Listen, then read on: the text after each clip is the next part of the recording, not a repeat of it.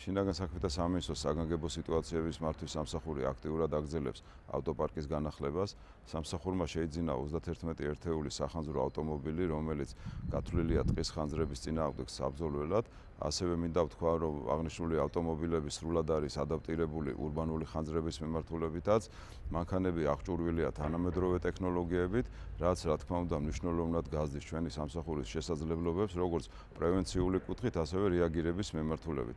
ასევე მინდა დავამატო, რომ წლის განმავლობაში არაერთი მნიშვნელოვანი განახლება იგეგმება როგორც ავტოპარკის, ასევე სპეციალური აღჭურვილობების მიმართულებით.